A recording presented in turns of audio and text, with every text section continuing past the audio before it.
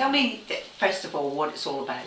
Okay, so Have a Heart is all about the rescue of equines, horses particularly, and then we do farm animals, donkeys, goats, sheep, cows, pigs. We've been running approximately 2 years now. Officially, it's just a year since we got our certificate, which is amazing. We've brought in on approximately 300 horses in the last 2 years.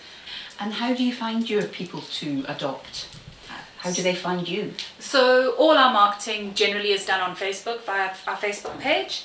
There we have many people that come requesting certain types of horses, and we'll say, okay, we've got this or we don't, and if something comes in, I'll let you know.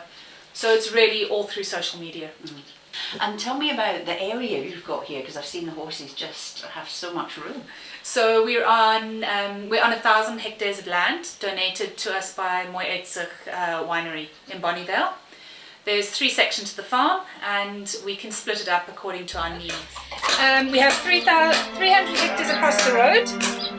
That area is about 400 hectares, which includes our borehole 3.5 kilometers down the road. And this section, our main section, is also about 300 hectares. Over the mountains, and the horses can roam free as they wish. And tell me about the lease agreements that the horses go out on. So each horse is sent out an adoption contract, which basically states that the horse needs to be cared for by the new owner, and that the horse may not be sold on. If they don't want the horse, if they can't look after a horse, if financial situations change, then the horse is returned to us. And tell me we do get some small donations that come in regularly, monthly. However, generally majority is through our adoption, our regular adoptions. And tell me about how the big studs help you out. So we have a couple of really lovely stud farms that help us. They will, when they send us horses, they regularly send us food, medical supplies, anything that we might need.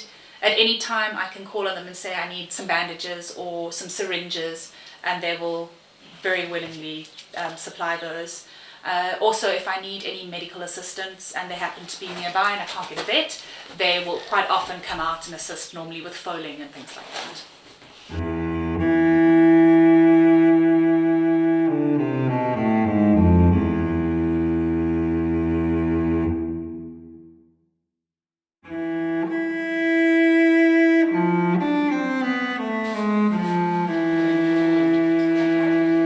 Okay, so this horse was rescued out from the other side of Springbok. It was basically found, another lady called us, was full of blood and stab wounds and had been hit by a spade and burnt. I'd never seen this before. On my arrival I was horrified. I get goosebumps just thinking about it. It was burnt, you could smell the burnt flesh, you could see the pain in the horse's eyes, you could see that he just wanted to get out of there and be left alone, and they had him surrounded with a group of about 20 to 30 men. After a little bit of a confrontation and me standing my ground, finally got them to back off, and then we basically had to, I had to load this horse by myself. They were instructed no one was to help me because they didn't want the horse to go, obviously. We find this is one of the severe cases of abuse, but what we have done over the last 2 years in terms of abuse, I would put this on a scale of out of 5, a 10 out of 5, the way it's getting worse. I'm finding that the abuse level is going far worse than what it was when we first started. Okay, so bush racing is basically in the communities where they will take the horses, any horse they can find, or one of their horses, and they will race them against their friends for money. Yeah. And because the communities are so poor, any form of money is always welcome. So they will use these horses, they will ride them in broken saddles, they will put wire in their mouths because they don't have the proper equipment to use. And then they will literally run these horses until they can't go anymore. Whether they're pregnant, whether they're thin, it doesn't matter. To them, horses must make them money, and they're treated more like livestock than they are as an actual equine. And tell us about the It's grey crushing. hair. It's horrendous.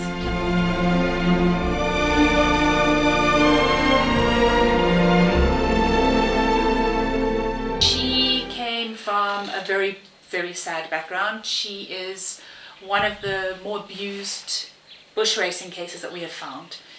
She came in incredibly thin. She had been raced 2 days before we brought her in. She couldn't walk. Her legs were swollen. She was just in a dire state. A week after she arrived, she fell down, and we didn't even know that she was in fall.